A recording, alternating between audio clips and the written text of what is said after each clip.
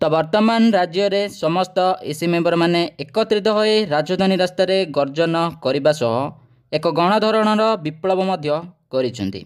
जेमिति के राज्य रे नुआ सरकार आसिबा दिन ठारू मिशन शक्ति रे थिबा एसी मेंबर मानक अनेक गुड़िए दाबी मध्य ए पर्यंत पूरण होइनी।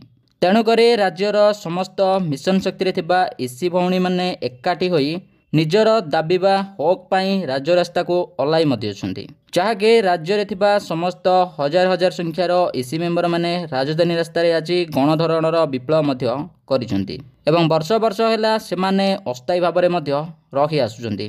तेणुकरी किपरि सेमाने अस्थायी मुक्ति पाइबे एवं निजर दाबी को मध्य पूरण करि परिबे आजिर वीडियो रे पूरा इनफॉरमेशन पाई परिबे। जानिया पई वीडियो टिकु निहाती भाबरे शेष पर्यंत देखंतु।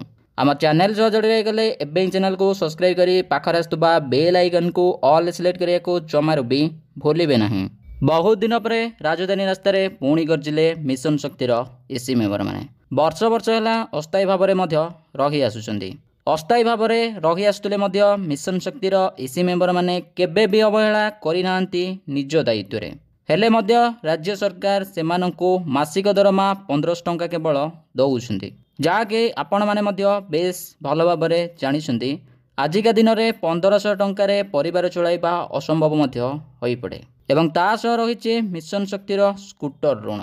अल्प दरमारे परिवार चलिबा कष्ट पड़िबा सह स्कूटर ऋण सुझिबे किपरि, जहाँ फल कि मिशन शक्तिर एसी मेंबर माने एही सबो समस्या को नहीं वर्तमान राजधानी रास्ता रे गर्जन मध्य करि आसुचंदी। जेमिति कि तांकर एही सबो समस्या गुड़िक समाधान हेबा सह स्थायी नियुक्ति एवं वेतन वृद्धि मध्य परिवर्तन करा जाऊ बोली मध्य कहि आसुचंदी। ता सह राज्य रे नुआ सरकार आसिबा दिन ठारू मिशन शक्ति रे बड़ परिवर्तन करा जिवो बोली मध्य कहि आसुचंदी। देखंतो राज्य सरकार तो कहउचंती जे मिशन शक्ति योजना रे निश्चित भाव में परिवर्तन मध्य करा जिवो, किंतु वास्तव में केबे परिवर्तन करा जिवो मिशन शक्ति रे एवं एसी मेंबर मानक स्थायी नियुक्ति सह वेतन वृद्धि केबे करा जिवो ए सबु को नहीं वर्तमान राज्य रे थिबा निखिल ओडिशा जीविका मिशन एसी संघ पक्षरु राजधानी रास्ता रे आज विक्षोभ प्रदर्शन मध्य करि आसुचंती। जेमिति कि मिशन शक्ति अधीनस्थ जीविका मिशन एवं मिशन शक्ति एसी मेंबर मानक स्थायी नियुक्ति मध्य दिया जाऊ एवं तांकर आउ एक मुख्य दाबी रही कि